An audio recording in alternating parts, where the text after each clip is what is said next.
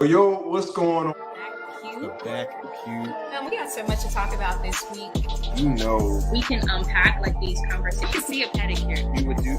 Depends on his feet. That could be my own street. what's up? What's up, Tam? We in person? We not back conversations. Going on? This The Tim and Tam Talks.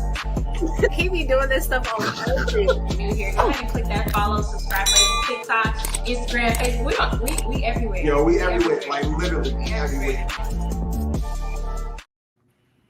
What's up? Happy Tuesday. You're tuned in to Tim and Tam Talks, and this is the official Back Cube podcast. Happy Tuesday, Tim. Happy Tuesday, Tam. How you doing? I'm good. Excited, ready to get into another week of conversation and topics. How's your week been going? It's been going really great. It's been a great day. I had therapy right when I got off from work. So shout out to my counselor. Definitely love getting those sessions in. And then I went to go to a basketball game, a high school basketball game. It's the first time I ever went to a basketball game here in Texas. So it's pretty cool doing that. So now I'm just hopping on with you, sis. So happy to be here. Let's get into it, Tim. So it looks like we got a lot to talk about, from the Grammys to Tyrese to food trucks to marriage to Black History Month. We got a lot to talk about. Oh, yeah. We definitely got a lot to talk about. So where are we going to start off tonight, Miss Tam? Listen, I believe we were starting off with our brothers saying, do men hate on other men? Now, this is your topic, and it came along with the video. And before we get into it, if you guys are newly watching us for the first time, thank you so much for tuning in. Go ahead and click that follow, like, or subscribe button if you're watching us from YouTube. Comment below, get into the conversation because it's about to get real. So Tim, tell me a little bit about why we're talking about this today. Definitely. So, Tam, it's definitely going to be a great night. We're going to have some great topics, y'all. So, as Tam said, join the conversation below. We're very interactive. We like to just kick it with y'all because you could be doing anything else on a Tuesday night, but you get to kick it with Tim and Tam here at the Back Cube Conversations. But nonetheless, with this topic about do men hate on other men, I felt very compelled when I saw the video. And just to hear this brother and some of the struggles that he has with being able to relate with other Black men. So being an African-American man myself, I also can relate to what this brother is saying. And so we want to play this clip for you just to get an idea of what this brother goes through as far as his own kind hating on him. Take a listen. Hey, if I showed y'all my inbox, y'all would be amazed, man. It ain't nothing but a bunch of Black men in my inbox telling me that I shouldn't be giving the game away for free, telling me I'm messing the game up. I shouldn't be giving away this free game. Now, mind y'all, I got Caucasian followers. I got Asian followers. Ain't none of them in my inbox telling me I shouldn't be doing this. Only Black men. And it's so sad, man, that Black men hate to see other Black men doing well. We got so much hate in our blood that we don't even recognize it. That we genuinely in our blood, in our DNA, hate to see another Black man win. That don't make no sense, man. To where y'all inboxing me telling me I shouldn't be doing this. I wonder where would we be if Harriet Tubman had that type of mindset? Where would we be? Yikes. So I know that with this being my topic, I definitely will start off and just say, You want to do this on Black History Month? This is what we doing, brother? you know what? It's one thing to look back at history and look back at the people that helped prop us up to today, but also about this is a great month and a great opportunity for us, like you and I, who are, millennials for that matter. We're millennials, and we get an opportunity to bridge the gap between our past and our future by having these conversations. So while it may seem like I'm choosing violence on Black History Month, some of these things need to be talked about. And the hate on Black men is very, very true. I'm gonna go out there and say it. This brother who is experiencing those things is not wrong in his assessment. This may be his experience. We're not saying that it's every man's experience, but you do tend to see a lot of black men are intimidated by other black men. We do not prop each other up. We don't help one another. We're very uncomfortable around other black men. We always feel like that black man is trying to take something or just wants more power, when you honestly have other black men that love to uplift one another. It's just not spoken about enough. But you do have black men hating on other black men. We are the only race that you'll see us hating on one another, killing each other at the rate that we killing each other. You can't tell me that there's no hate involved in that. We've already been taught to hate ourselves. So what makes you think that it shouldn't extend to our people? You know what I'm saying? So that's where I'm gonna stop right now. I was gonna ask you, I mean, obviously I'm not a man, and I think my question for you would be like, have you had experiences where you have seen yourself rise or get promoted or make more money or just, be better in some way, and you've seen other men kind of try to demean your ladder climb? Or like, what is your experience like? How does this tie into you? It's pretty twofold when I think about it. The first side of it is you have men who definitely look at you different and look at you like a sellout because you didn't necessarily go the same route. So that makes you look more of a weaker man because you didn't do it the hard way that they did it and all those things. But the thing that I've always kept in the back of my mind is I respect everybody's walk of life because it's supposed to be different. And so for me, yes, I was blessed to have opportunities, but I'm not going to make somebody feel better about themselves, prop themselves up only to feel like I gotta like lower my standard or dumb down my accomplishments or anything that I've done. So that's just me. I've worked too hard to get to where I'm at.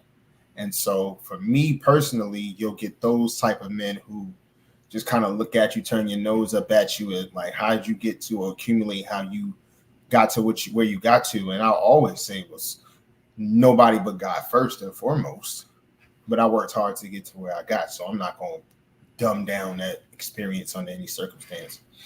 The other side of it has been where this relates to me personally, and God has been putting it in my spirit so much lately, but we as black men can be gatekeepers to information. We can be gatekeepers to all this information. We've been blessed to have an accumulation of wealth, experience, things that our ancestors could only dream of. We have resources and opportunities to bridge the gap between our socioeconomic problems if we're not gatekeepers. And so God is putting on my heart to start sharing my line of profession to more men and women of color, specifically the men. So once they try to figure out, or they say, well, what do you do? And I tell them I'm a workday consultant. They don't know what the hell that means. Excuse my language, but they don't know what that means. So it's my job to not be a gatekeeper where you see so much of that. And that also is a sign of hate too, because you feel threatened by somebody who will get the information, absorb it, and end up doing better than you. Well, humbly, if I may say, shouldn't that be the goal? Shouldn't that be the goal, that you give information to somebody else and they actually could exceed your wildest expectations, even if it means doing better than you? Then that means that you could take a lot of pride in knowing that you taught someone the game, gave them free game, and they ran with it and did it to the best of your ability. I don't care if you do it better than me at that point or not. That meant that you absorbed something that I taught you. Right. That a God-given thing that I taught you that you're going to hold on to and hoard and take good care of. So it's all about perception. You got to change your perspective on things and not feel threatened by that person, but also look at that's the kind of work that you put in. So that's my job too, is to not gatekeep, and I hope that we don't gatekeep the information. That's another way we hate on each other too.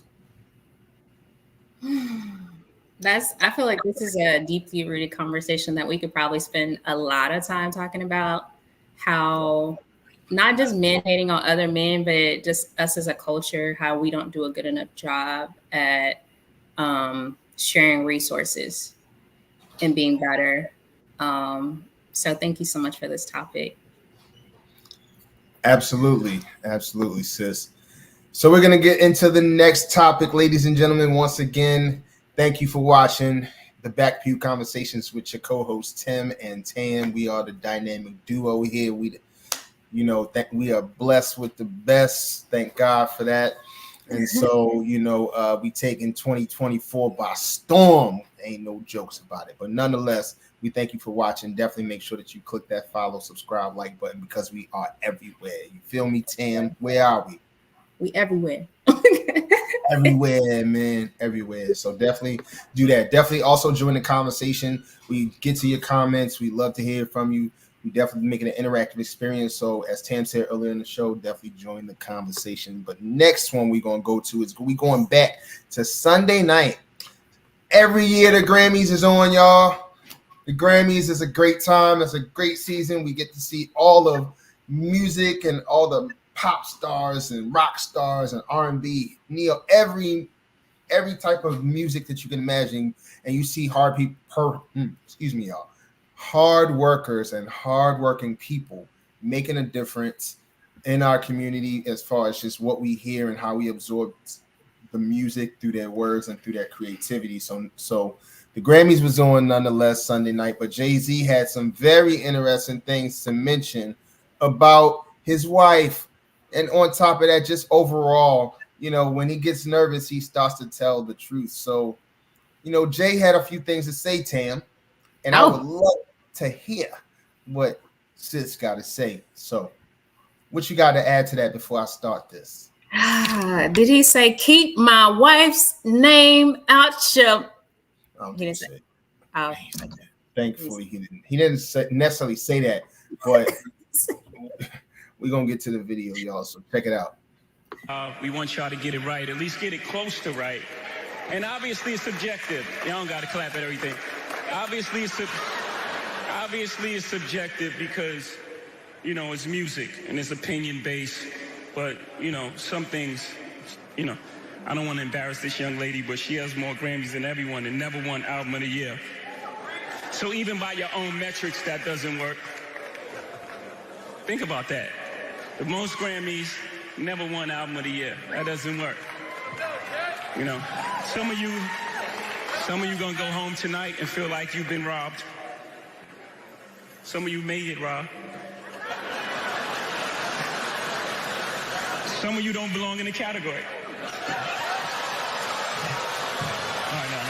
No, that was it. No, when I get nervous, I tell the truth.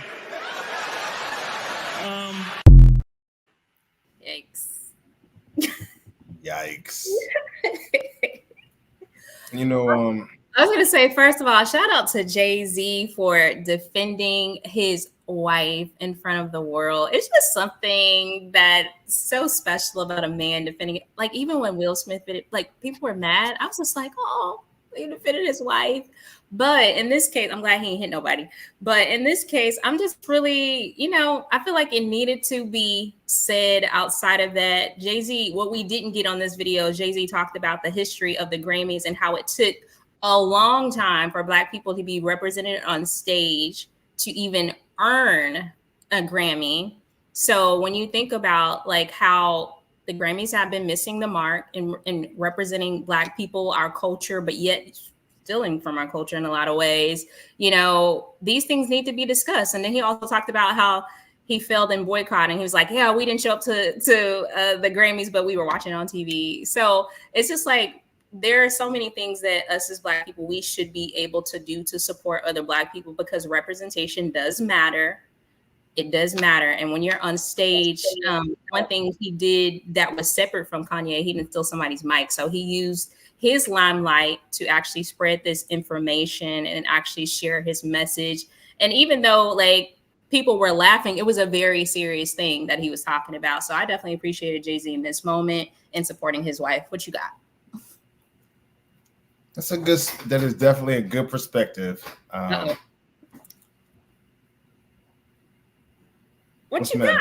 I thought you were about to go in deep. Like, what you about to say? No. I said that was a great perspective. And I believe everything that he said. I think it came from a good place, especially using his platform to create change and continue to create change within the Grammy Award structure. African Americans do need to be recognized for their work because, once again, our white counterparts have stolen a lot of our ideas and they get the limelight more and they get to profit off of our hard work. So shout out to him for definitely using his platform to be able to not only put the shine on his wife. I think that was a good footnote. And I do think that was great, but it wasn't to the overall bigger picture. Yes, for her to never be nominated or even get close to album of the year, to me also sounds insane. But at the same time, the overall arching piece of it should be we need to be more recognized for our work. So I thought this was a great topic, for sure. Yeah. What do you think? You had mentioned something about other people stealing our work and getting credit, which this isn't a topic, but I'm going to add to it because did you hear Taylor? They actually, I guess, notarized Taylor Swift for doing the swag surf at one of the NFL games. Yes, I saw that. Her boyfriend, Kelsey, they're now calling the fade the Kelsey haircut. That fade been around long before Travis was even born. And he didn't it's all marketing at this point. Like, can't y'all see through all of this? It's marketing. Now you're going to have white brothers going into the neighborhood saying, let me get to Kelsey. Yeah. Now it's becoming it's going to be a phenomenon, but nobody would have even used anybody else, any other black person in the hood. They would have never used that as, yo, let me get the MJ, like, it's crazy to me. So it's all marketing. They weren't calling it the Kelsey when he was rocking around with that cop haircut he had. Was it last year before last? I'm gonna even go even farther. They weren't calling that. They weren't saying nothing about Kelsey when he was with that black girl. This is also true. When he was with that black girl, he was just another white guy with a black girl. Yeah. That's all he was okay. We thought, okay, you can come to the cookout, you can come to the barbecue, that's cool. Yeah. But he ain't the first and he ain't the last. And y'all done just glorified this guy. Now you in turn somebody even more, who seems like an a-hole. You got now y'all done giving him even more attention. And now it's just getting bigger and bigger and bigger. So yeah, when this whole thing blow over and they no longer the couple to talk about, let's see what their relationship look like then. We'll be the first to let y'all know. God bless him. God bless him. So yeah, we are definitely going to get into the next topic, which is an interesting one. I'm going to let you kind of chime in on this. What it's about our singer brother. I feel like we talk about Tyrese every week because we actually just talked about this brother last week, didn't we? Last week it was child support. This week he want to be a Latino. But we actually have the screenshot. We want y'all to get it right. At least get it.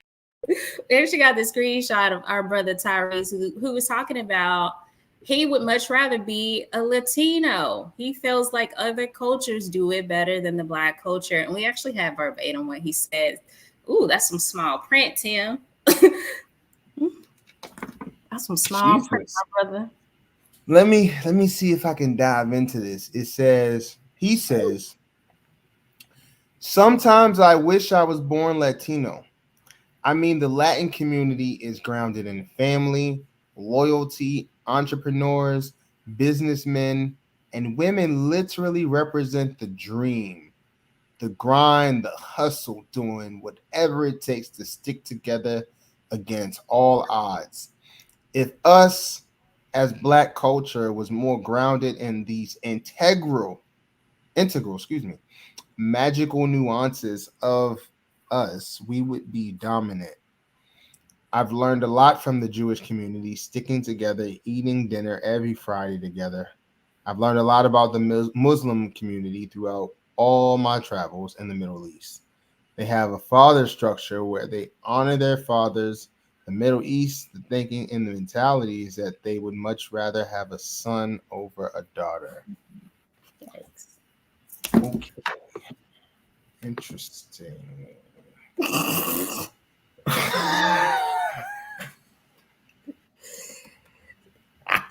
So first of all, hey baby.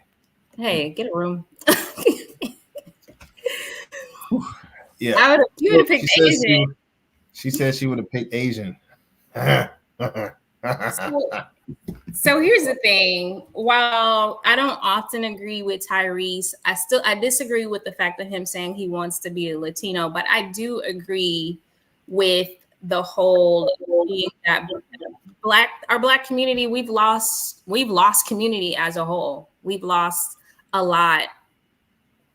Family, traditions, we've lost a lot of things as a whole. And one of the things that I'm reminded of, or that I think about often while Tyrese has said this, is that I feel like we did more when we struggled more.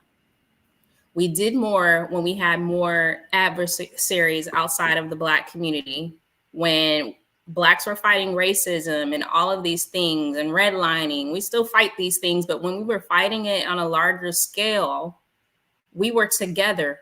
We had more family dynamics. It was more fathers and mothers both in the same home. It was more women supporting their men, being men in those dynamics. And could it be because the men were actually stepping up? Because really they had no choice but to try to fight against the oppression that they were feeling? And how is it that with the now freedoms that we have, that we're decimating family, ourselves, and the community? We have more freedom, but we're destroying more with that freedom. So to a point, I do agree with Tyrese. I do not agree with I love my melanin. I can't foresee being any other race, any other culture, but I do agree that we have work to do. I do agree that there are other cultures out there that have some sense of tradition. And I wish that us as Black people, we held onto our tradition rather than using the pain that we experienced through those things and just making us throw it all away. It's like we threw away everything because it reminds us of pain and not of the triumph that we've experienced throughout all of the pain. So I wish we just had a different perspective of how we view things. That's good. That's good. Oh, Tyrese. Tyrese. To the viewers and listeners, Tam, she's just this wonderfully articulate, comes from like from the rosy side of things, right? That's Tam, and she buttons it up and dresses it up and everything. I like to come from things from a more raw perspective. But I think I'm gonna just kind of look at it like this. It's pretty basic and simple for me. Where he says he wishes he was Latino because of how a structure has been in place and how they have tradition, or how you visited the Middle East and you see Middle Easterns have traditions and there's a structure in place, and you look at an Asian structure and Asians have a lot of structure and there's a lot of tradition in place, and building businesses and entrepreneurship is huge. I applaud every race for having some type of tradition that they can fall back on, that they can say, this is how we know a man is going to operate within his family structure and how that's supposed to be built. And there's only certain professions sometimes that they only want you to go into for their own reasons, right? Because it's tradition and you respect their tradition. With us, we have work to do. And that's one thing that we can all agree on. But to minimize us as African Americans, to compare us to any other race, It's downright disrespectful. Like, there should be no comparisons. While we have work to do, there's a way to frame that when you're talking to people, when you're explaining to people that yes, we could do a better job at something, because maybe we could take something from a different culture because we could learn from one another. So there's a way to frame it. You don't necessarily have to say you can't, you don't want to be a part of our race because of, because another race does something better. But they have their flaws too. Every race also has their flaws in something as well. And you don't want to be them for the bad things, but you're only talking about the positive things. But you haven't walked a day in anyone else's shoes other than your own as a black man. You don't know what it feels like to be an Asian man or a Middle Eastern man or an Indian man or a man from South Africa. You don't have to experience having to, know where someone from Guatemala is, how they feel, or someone from Brazil feels. You don't have a choice but to feel yourself in this space. And to say you wish you were something else means you hate yourself. So if you wish you something else, you're gonna be whitewashed like that, go for it. Go do your thing. So you can go on the other side. We gave Tiger Woods up a long time ago. You know what I'm saying? we didn't giving a few up. So you could go right on the other side too, Mr. How he gonna act like that? I was crying in every song. Man, I ain't never seen a grown man cry so much in every song. Man, get out of here. Go on the Latino side, man. They'll take you. We doing trades? Yeah, man. Let's do a draft. Dave Chappelle, they did a draft. Oh my gosh. Yeah, Crazy. man. I feel you, Tyrese. I mean, I feel what he's saying. I feel like he could have said it without the first line in the comparison. I mean, but it is what it is. It really is. It is. So we're gonna get into a couple of these comments. We got Miss Allie just laughing and being goofy. She said she would have picked Asian. Well, how about that? Yeah, she looks close to it. No, we ain't gonna get there. Miss Kashika, hello, sis. Welcome to the podcast. Hello. She says African Americans had a lot of tradition ripped from us. Very true. Like you mentioned, a lot of our traditions were rooted in struggle and survival versus true heritage. A lot of us don't have the knowledge of where we originate. Other cultures have home countries that guide their culture. That's very, very true. When we have had so many things stripped from us, taken from us, and haven't been rooted in true heritage to even build on some type of tradition, it makes it very difficult to know where you're going if you don't exactly know where you came from too. And a lot of us can say there's different patches and holes in our own personal story that we still have to get answers to in order to be able to build a strong heritage, because then you know where you fully come from. So it does take that part too, to where we can say we kind of lagging behind. We could take responsibility for lagging behind just based on how mixed up and how robbed our heritage was. How do we try to bridge the gap and move forward to build something or salvage something that resembles some type of tradition that we can build upon? Yeah. The best way to keep culture, even with the culture that we created here in the States, we still don't have that. We're getting rid of the foods. Everybody vegan now. we getting rid of a lot of things, and what we're capable of holding on to. You know how we hold on to what we created as a culture here in the States without looking back is just by maintaining your family unit. You can't pass down a tradition if you don't have one within your own family unit. And when you break the family apart, you have nobody to pass stories and things down to. So the best thing that we as Black people that we have to take note of is, all right, how do we pick up from here and create something better out of the pieces, right? And how we do that is just maintaining our family and being mindful of what it costs when we don't. Preach, sis. No, that's good stuff. Go for it. Okay. Hey, y'all, this is definitely a good conversation. Everything is starting to heat up. So, as always, like we mentioned, join the conversation. Please comment below. We'd love to get your intake, your imprint onto the show. So, we're going to keep the conversations and the comments popping off and moving. And so, just want to throw in a couple of them. Kashika, love that. She says, thank you. Thank you so much for contributing. We definitely enjoying your conversation. Things that you are coming with. So, keep it coming for sure. We definitely are just going to enjoy it and just keep having our own little party here on a Tuesday night. So we're going to definitely jump into the next topic, which is on our big boy, Mr. Shaquille O'Neal.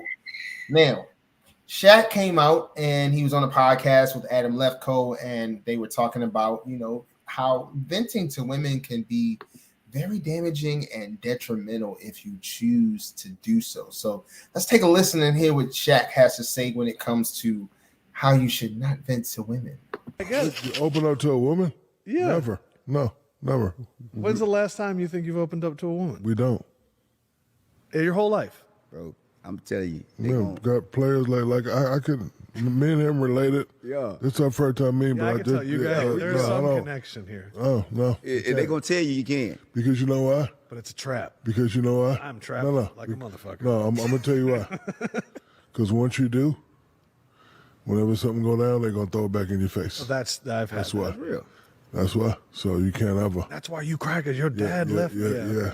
Even business, though. Like, that rule even go for business. Oh, like, you stay up, your contracts keep coming. So it's just a universal law. Stay up and stop. Do you have...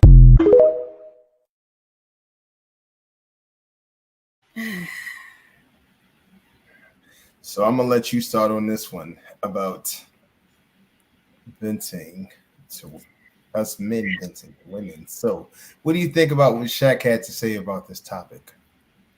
As a woman, it doesn't feel good to ever hear a man say he can't vent. And we've talked about this, right? We talked about men venting before. But what I dislike about what Shaq said, he said he's never even attempted it. He's like, never. I've never done it. Right. So if you've never done it, how would you know? And is it that when it comes to trauma, right? Just say I've experienced trauma and I teach that to my daughter. So rather allowing her to walk through her own truths, I've taught her my trauma that maybe when I vented, somebody did something to me. Now I teach her, hey, don't ever vent. Because if you do, what happened to me is going to happen to you. I don't allow her to have her own experience. And maybe if she vented to her person, maybe that person would be a safe space for her. Maybe that person would be a safe space for him. But for him to be like, oh, I've never done it, I've never vented to a woman, then how would you know unless somebody told you that, if you hadn't had your own personal experience with actually venting with a woman to provide a safe space? And maybe if you vented, you wouldn't have cheated on your wife. So for me, I'm just like, I mean, what's the end goal? You haven't vented to somebody. So you were married and you're trying to tell me you didn't even vent to your wife not once? That to me is very scary. Because, I mean, don't you become one when you're married? Shouldn't you be sharing those intimate things with the person you're one with? Shouldn't y'all be tackling some of those things together? Or should you just have a space to be able to lay your head? And I get it. I know they're going to be men, rah, rah, rah. Not all women are going to be a safe space. I get it. But we don't preach that over here. We preach vulnerability over here. I get it. There are people that will use the worst thing about you against you. I get that. But if you've never had the ability to even try, how would you know? I don't know. That's how I feel about it. How do you feel about what Shaq said? He's telling the truth.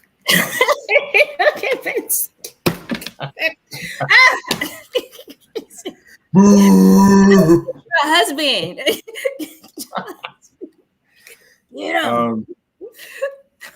Let me be a man to say I fully disagree with Shaq. I fully disagree with Shaq. Okay. Kashika says, you with the wrong women. Toxic trait. Yeah. I agree. I agree. That's a good point. Miss Allie says that Tam, that's a great point. And then she finally says, Oh, it's a joke. It's a joke. He's not wrong. He's not right, baby. Baby, he's not right. Okay. All right. But so I don't agree. Becoming one means that you need to experience a level of vulnerability that you have never experienced with the person that you're with. And that is not an overnight process. But for someone who may be shut down, who might have learned from a traumatic state, because that's traumatic for someone to be taught that, especially if you're a child being taught, don't ever share with such and such with someone close to you because they'll just throw it back into your face. And of course, you're going to grow up hoarding all of your faults and mistakes, not wanting to share where you struggle, where you have issues, even though you have issues, but you never going to tell the person that you're supposed to be close with because you were taught that at a young age that you should not share something because you're just somebody going to just throw it back into your face. And we hear that all the time. Like, you ain't got to tell nobody because they're going to throw it back in your face. But vulnerability means that I'm in a safe space to tell you I'm not perfect. I'm flawed just like anyone else. I have these thoughts, and of course, you run the risk. The vulnerability part is you run the risk of someone possibly using it against you at some point, based on maybe their own fear, their own trauma, their own experiences. You run that risk at times where that could be thrown back into your face, inadvertently or even on purpose, based on someone's heart or whatever the situation is. And in those times, somebody's got to be able to come together and say, listen, no, this is not what the vulnerability is supposed to be for. It's to be a safe space for me to be heard, understood, and you got to develop that. But you got to start somewhere. And as men, we shouldn't say, I'm not going to convince my woman because she's going to just throw it in my face. No, you have some women who truly allow us to be safe. It's just that, do we choose to be safe with them or not? We want to put in the work to be comforted when we lay our burdens down, so to speak. So you just gotta give that person an opportunity and don't just say, oh, because she's a woman, she's gonna automatically throw it into my face. That's not a good way to think. And so that's my thought on it. Yeah. I think I'm gonna add to that before we close this out. I implore men, because I feel like y'all tell the truth when y'all get in trouble after we probably pulled it out of you. I feel like most men don't vent until they've already cheated. Oh, now I got childhood trauma. I didn't want to tell you. I slid in my vagina. Yeah, oh yeah. She ain't got to do it. You ain't got to do feelings like that. I mean, but literally for women, how many times have we heard that though? Like, now we realize you have an issue. Now you want to vent what the issue is, now that we have to deal with heartbreak. So you want us to carry whatever it is, your vulnerability, but you've already allowed us to experience heartbreak. You can't put that on a woman at the same time and then expect for her to be a safe space for you. Like, you can't expect that. You can't expect for her to do that. So I want to implore men to do it before the behavior. Do it before you break somebody's heart. Do it before you treat her wrong, you make her cry. Like, do it before then, and just give her the opportunity to be able to sit in that with you. And I promise you, like, a good woman, she's not going to throw it in your face. She's going to respect you even more for being able to come to her before, you do something crazy. And I'm going to add on to that too. A lot of times what we'll do is we'll mess up. Like, the behavior will come, and then secondly, we'll be there asking for the forgiveness, saying we've had all this trauma and all those things when we get caught and get messed up. And then we use those types of stories, guys. It's manipulation at that point, because we like, listen, we didn't already did the behavior. I want you to forgive me for the behavior. So I'm gonna manipulate you by telling you this sad story about where I'm at, where all of this could have been talked about on the front end, when you were truly in the middle of whatever struggle that you were into before you made a bad choice. And we've been guilty of, I've been guilty of it. So many of us men out there have been guilty of doing that. But it's important to get on the front end of it by having a conversation with that person that you lay next to. That's why you lay next to that person. You can mean tell me you can't talk to the person that you don't lay next to? How much sense does that make? How much sense does that make? Like y'all, let's think about this. We really ain't going to talk to the person that we lay next to. Right. No matter how hard it is, no matter how ugly it is, no matter how disgusting it could feel like sometimes just by being open. That's the person we lay next to every day. So we got to talk to them like anything. And so you just got to keep that in mind. That's where I'll kind of leave it. That's good. That's good. I like it. Yeah. So in other words, Shaq was wrong. Shaq was definitely wrong in that matter. Grow up, sir. Grow up. Yeah, man. So as we like to kind of just jump in, thank you for watching, you guys. We just really enjoy you guys coming in on a Tuesday night, kicking it with us here at the Back Pew Conversations. And go ahead and join the conversation. Comment below. We love to just hear from you. So we appreciate all the comments coming in tonight. But we're going to keep this thing going. So the next topic is one of yours, Tam, and it's really a black chat. So we're going to dive into a little bit of a black chat thing. It's one of our new segments here at the Back Pew Conversations that Tam has lovingly created. And black chat is going to be tied around tonight where there is a marriage deficit. So Tam, go ahead and talk a little bit more about this marriage deficit.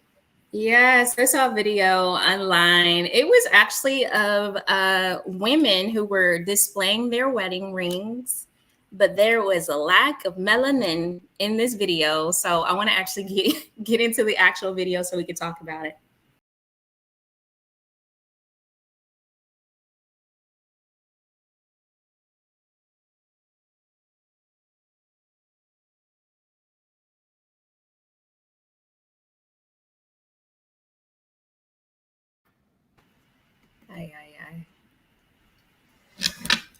So, all right. So in the video, we see a whole bunch of quite a few women who are displaying not only the fact that they are graduating college, but they are also either engaged or married. And the bottom caption actually put, "Why do Black women prioritize babies over marriage?"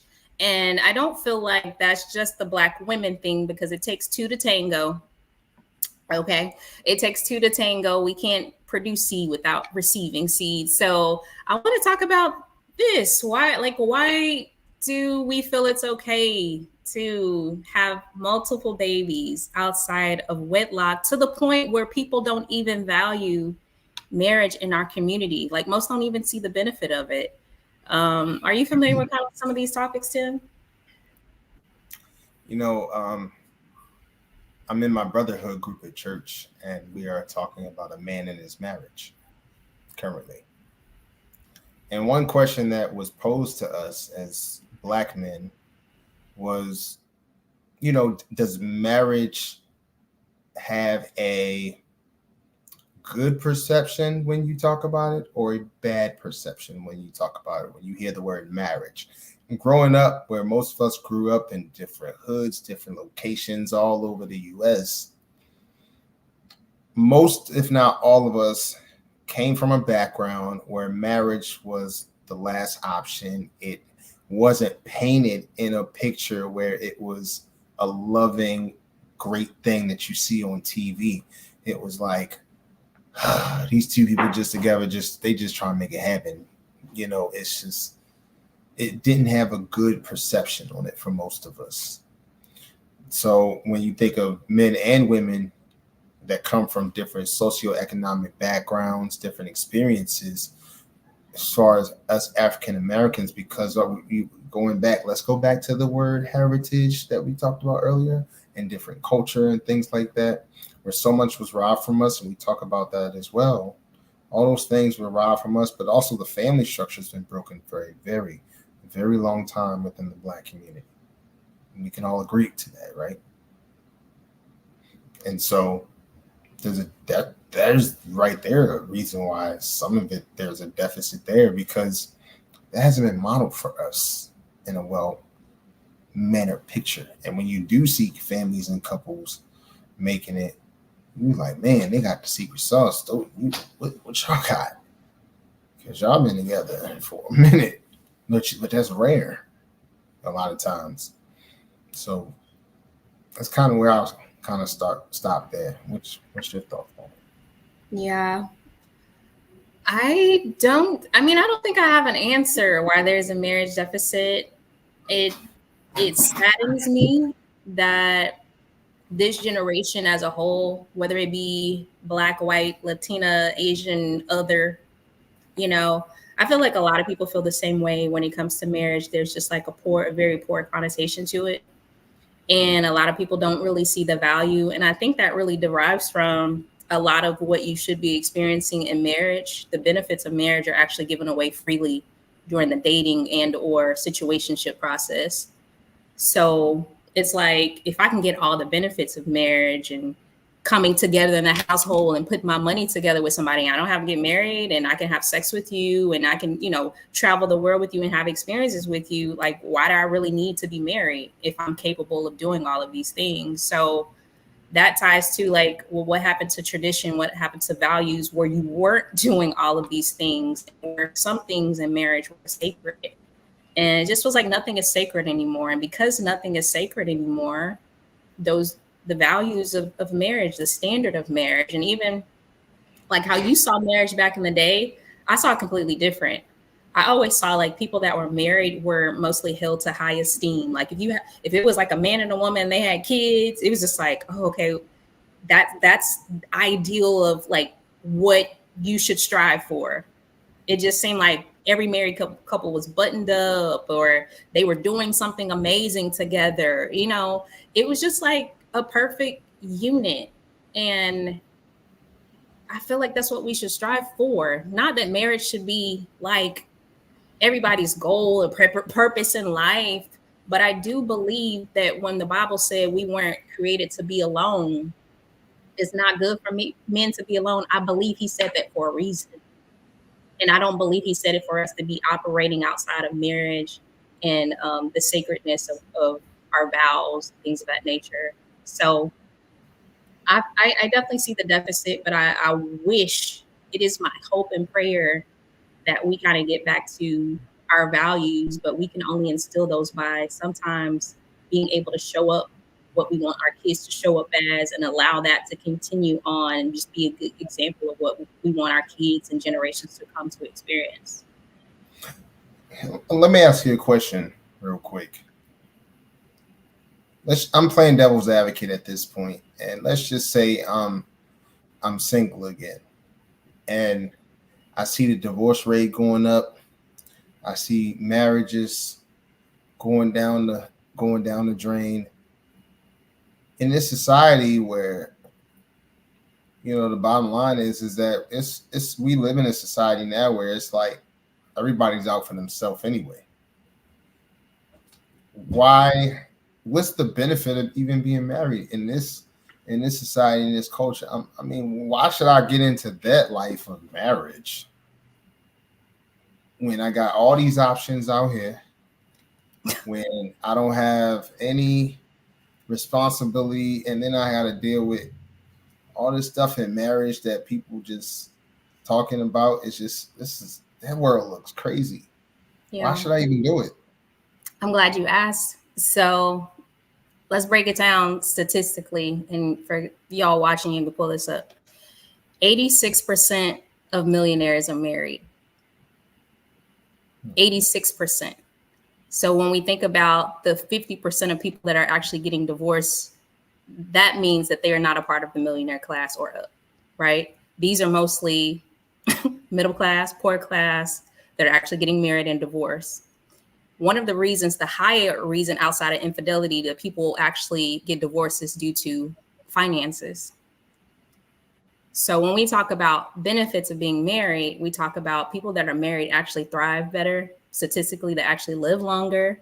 So there's so many different benefits to getting married, but I don't think a lot of people truly understand the why behind the why. I think people get married because they think it's going to provide you some sense of happiness, some sense of fulfillment, some vanity reason, a lot of people get married for vanity, the photo, the optics of it, but they don't get married for the hard work and the things that you have to put in it for it to truly be successful, for you to build and have a legacy for generations to actually thrive from what you're building.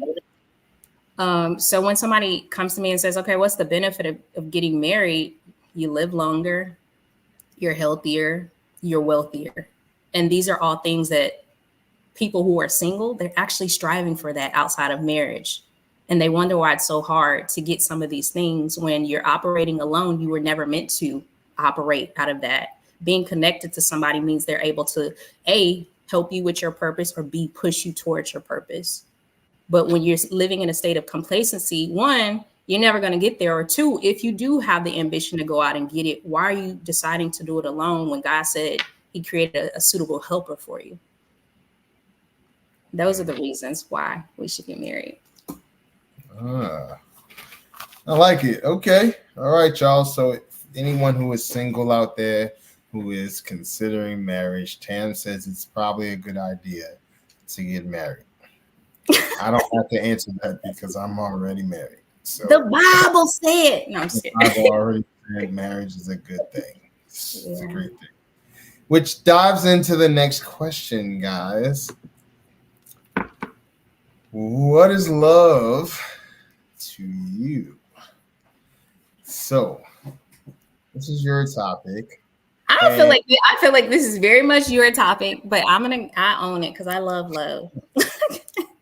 It's okay. I mean, it is what it is. No, guys, I want to hear in your opinion what love is to you. So join the conversation definitely on this one. I'd love to hear what love is to you specifically, because we're going to allow Ms. Tam to dive into this first about, I'm going to alley-oop it to Tam about what is love to her. So Tam, what is love to you?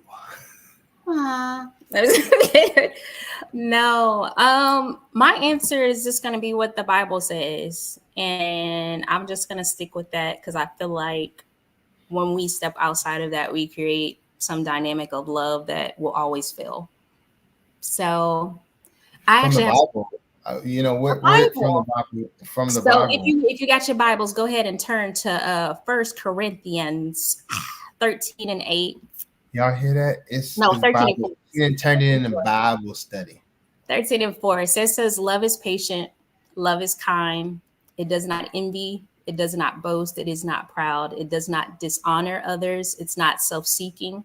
It's not easily angered. It keeps no records of wrong. Love does not delight in evil, but rejoices with the truth. It always protects, always trusts, always hopes, and always perseveres. Love never fails. And if it is anything operating outside of that, to me, it is not love because the Bible said it. So I try to step away from the feelings because feelings will have you in a pit, okay? They will have you in your feels. So when we step outside of feelings and we get into the character of what love is, who love is, that's what love is to me. What's love to you? So I really have to answer. You can't talk. Yes. Ladies and gentlemen, we're moving on to the next topic. So. Wait a minute. What? What is love to me? Love is definitely 1 Corinthians 13, 4 through 8. It's definitely those things. So I'm actually going to pick out a couple of those things that mean more to me than the other. But first things first, love is an action. Straight up. My wife says Tam was at the top of her Sunday school. You could tell she was. She was always the one raising her hand like, I know that one. I led it too. See? It sound about right. Both of y'all Sunday school teachers.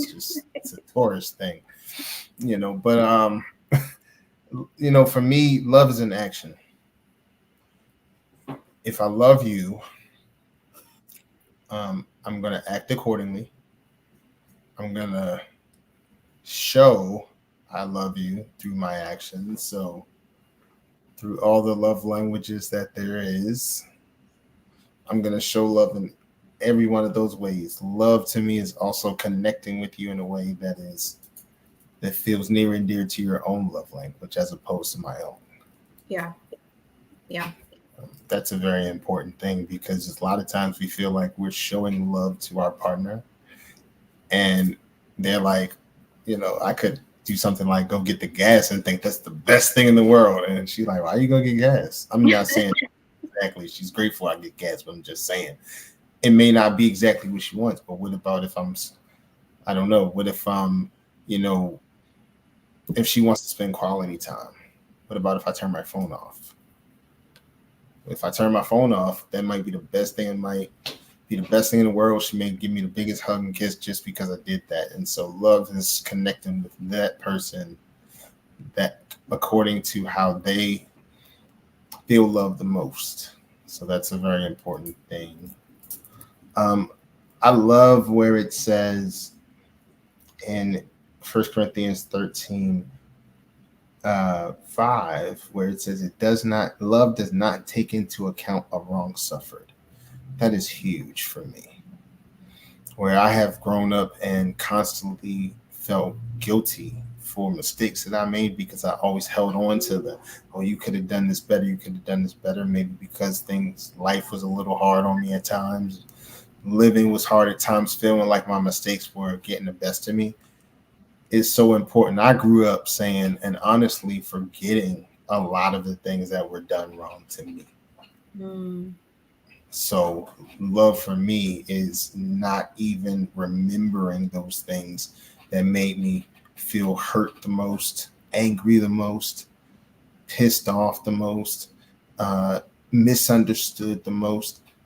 I don't even remember those things. Those things are a blur. Like it's like a vapor, just like it's gone. And that's how we should be. And that's where a relationship can be, your love can reign supreme if you just forget about things that hurt you and focus on the things that make you happy.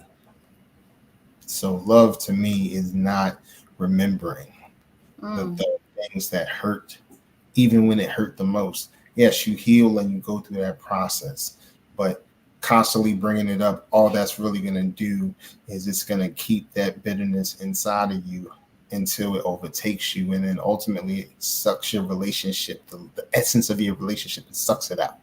So we got to be mindful just to not keep that, that part and making sure that, to keep account of a wrong suffer. So that's a few things of what love is to me. There's so many more things because I love love too, just like you said.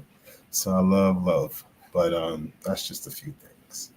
Yeah, that's good. I like the expanded version of you talking about the action and also just making sure you're able to love somebody in the way that they perceive love. I think a lot of us, we miss that sometimes because sometimes we give love in the way that we like to receive it rather than giving it in the way that our partner would like to receive it.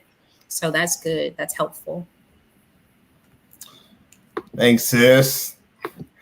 All right. We have another one of your great topics, and I know this one is going to be interesting. So I'm going to sit back and just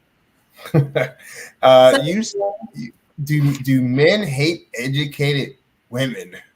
Let's get into this topic because I have, unbeknownst to me, I don't know why I'm starting to see some of this Kevin Samuel stuff come across my timeline, but there are several groups, social media, and what I see in the topics often is that they laugh at the fact that when men ask what women bring to the table, sometimes they say, well, I have a degree in this, and I went to this school, and I went to that school, and I have these accolades and these things. So one of the things that stood out to me is just the education piece, because I feel like a lot of it, I see a lot of men who downplay women with degrees, and I don't understand that. I don't understand it at all. So is it a thing that men actually hate educated women, or is it a thing where women feel like their education requires some sense of respect for men. I don't really know the answer to this, but I want to get into the conversation. So I'm going to actually alley-oop it over to you just a little bit. Tim, what you got? Do men hate educated women? I'm pretty sure there's some men out there that hate educated women. I think you're going to have some men who are powerless men who try to exert some type of power onto a woman in order to make himself feel better than he really is. So you do have that type of man for sure that will see an educated woman who has multiple degrees, who makes a lot of money, who is very successful, and since he hasn't achieved that same level of success, he will use whatever type of insecurity he will put onto her in order to make her feel less than herself and be a shell of whatever her accomplishments entail. Now, I do believe there are some women who have had to overcompensate themselves for getting the accolades and degrees and certifications in order to prove that they are on the same playing level or try to be on the same level as their male counterparts. Sometimes it's successful, most times it's not. Unfortunately, that's part of the gap that we still are fighting against. But I do believe that there are men who will truly use their hate for women, period. And maybe them being educated just adds another fuel onto the log, just something to add to the fire on why they don't really like women, period. So I think that's just a footnote to maybe something deeper. Yeah. I saw a comment come in from Allie. She says, I really do feel like some of them do the lack of support, purposely putting women down and making them feel bad for being successful are some of the things we experience. I completely agree with that. Being a woman, I see it all the time, not necessarily in my circle, but definitely for sure online, where there is a body of men who don't respect women who have education or good upbringings altogether. And where I have some pause with that, Tim, is that in certain classism, I'll say, in certain environments and statuses, education is like a good thing for a woman to bring to the table. I talk about hypergamy all the time, right? So when we're thinking about hypergamy and when we're thinking about classism, typically, when you go to a sperm bank, they're going to be like, all right, do they have a degree? What's their education? What's their background? How tall, like all of these things. So some of the things that a lot of men are disqualifying are things that people actually value because they want their kids to be smart. They want their kids to be a certain thing. So you like, all right, she's very smart. Our kids are going to be smart. I'm smart. She's smart. So those are some of the things that we used to value. I mean, we as a whole, we used to value that because we considered what the genealogy was going to be, what the generations from that were going to be. It's as if we don't even consider what the lineage is going to be because we're putting this person and that person together and seeing, okay, what kind of person are they outside of their assets? Outside of that, we strip away the money, we strip away all of this stuff. All right, are you smart? Can you communicate well? What does your family look like? Where's your health look like? Do you got diabetes in your family? High blood pressure? Like all of those kinds of things. Like when we talk about what really matters when we come to the table, we're not necessarily having those type of conversations. I think so many people are stuck in this 50-50 conversation, these money conversations, that they don't actually value what truly matters, because as long as you have education and ambition, you can go get the money. And fellas, if you fall on hard times, you break your limbs, you don't want a woman that's smart to try to help you figure out life for you. Anything could happen to you, but I think a lot of people think that they're immortal. Men are immortal, and you don't need to rely on a woman, but she's your helpmate. At some point, you're going to have to. That's what she's for. You're going to have to rely on her for something. And if she's not wise enough for you to rely on her, like, to me, I'm just like, what are you really considering if you're not really considering all the true factors to actually progress your union and then what comes from your union? So I get a little bit bothered because, yeah, I do see that sometimes, as Allie was saying, I don't know. I don't know if men are intimidated by success, but it also could be because Black men have the lowest statistics as far as graduating college. Like you guys, Black men have allowed Black women to surpass them in graduating and getting their degrees. So it could be a level of I don't know. Dare I say jealousy? Dare I say lack of ambition? I have no idea. So the way to try to offset that and to demean what Black women are deciding to do because they've been oppressed for so long, they've been behind everybody for so long, and we still are when it comes to our income.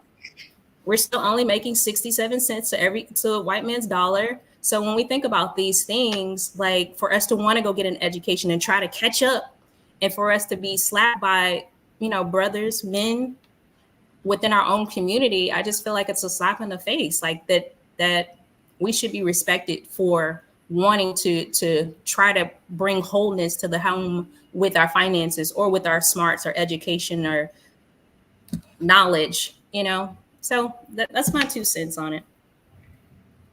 Yeah, that's good stuff. I did want to circle back. I had a quick question for you. You said that when that man, gets sick or something happens to him, you had mentioned that he wouldn't want a smart woman. Is that what you said? Or an educated woman? I said he would want. You would think he would want like a smart woman, an educated woman. Okay. Pick up the slack.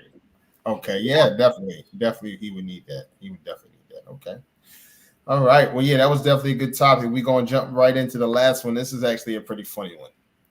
And so we're going to show y'all a video of something that happened at church. My homeboy Leslie sent me this video, Tam. I think it was so super duper funny. But this man passed gas in church. Somebody, we don't know, but somebody. Yes. Y'all about to find out. Just watch this. And I said, Lord, thank you for the spirit of prayer. I smell it too. Amen. I know you smell it. Ooh, that thing's strong. Ooh, somebody let one go in here. Ooh, somebody got a major breakthrough. I mean, that thing's strong.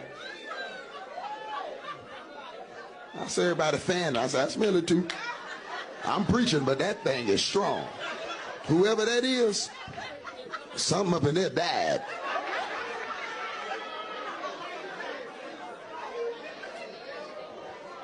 I mean, because it didn't just stay in a certain place. That thing moved over the face of the waters. That thing lingered. I was trying to preach through it, but that thing would not release.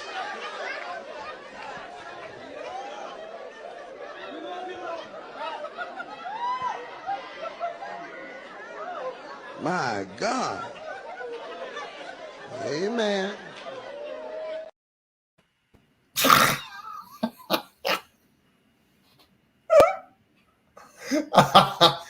He said it moved over the water. He said I was trying to preach through it, but dang. That's disgusting. I need to learn how to clench your booty holes in church. Clench the booty. No, you need to just go to the bathroom now. They should have. I'm gonna say that was a woman. That was a woman making the fried chicken downstairs in the basement. Yeah, right. Nah, if it was that strong, it had to be a dude. That ain't true. That ain't true. Big Mama could have let one out. Shoot, don't try to put it on the fellas. Fellas, I got y'all, man. She trying to put that out. So that was no manly. That was a fart. That wasn't no poop. That was a fart. That was a fart. And I mean, Mama went in. She went in. Oh my gosh. All right, what's your final thoughts tonight, Tim? Where do we start with the final thoughts?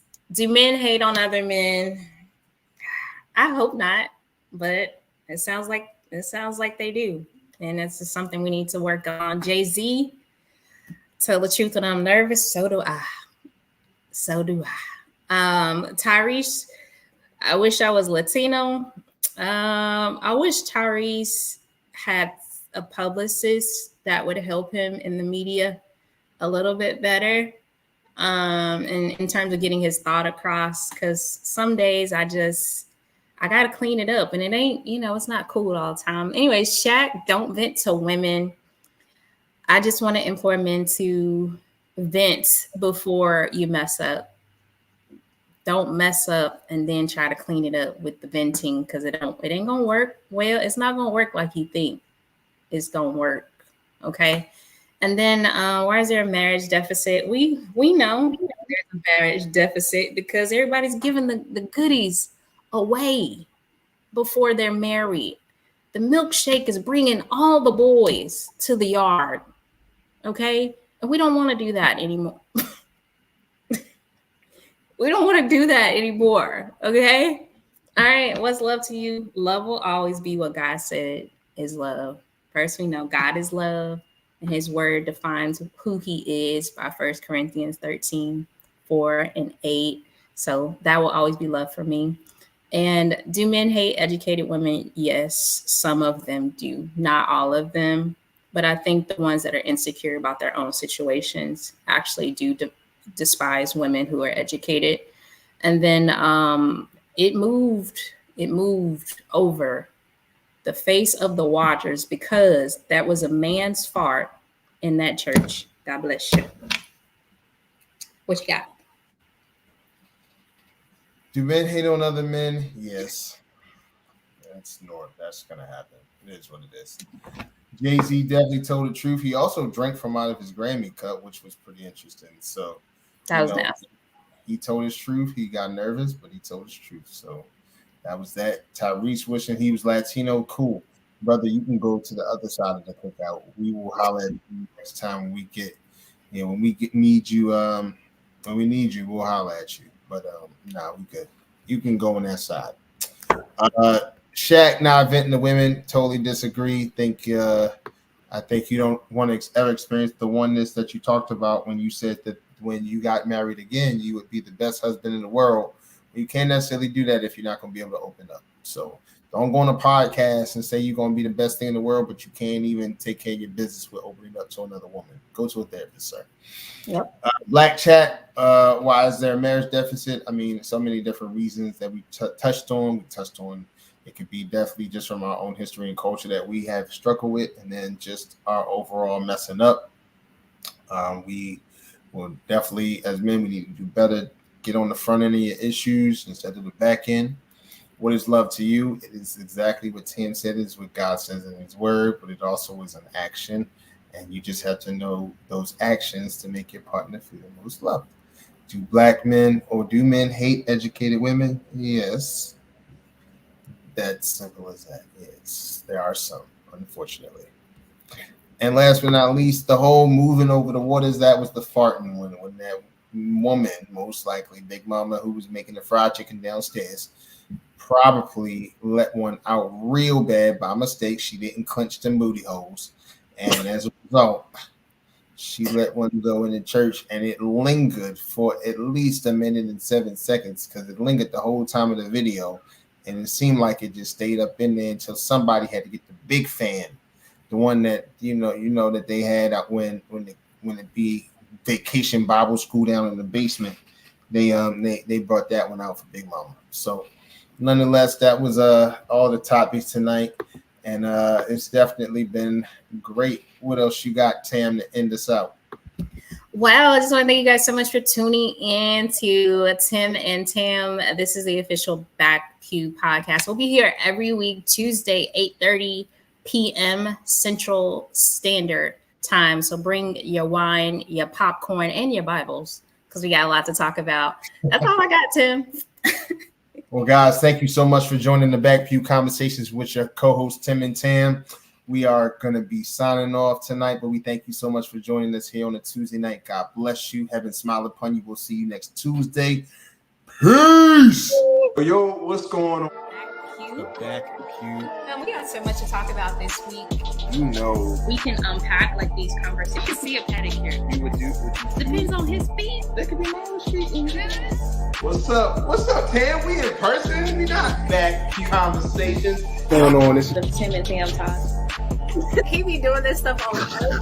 You here? Go ahead and click that follow, subscribe, like TikTok, Instagram, Facebook. We everywhere. Yo, we everywhere. Like literally.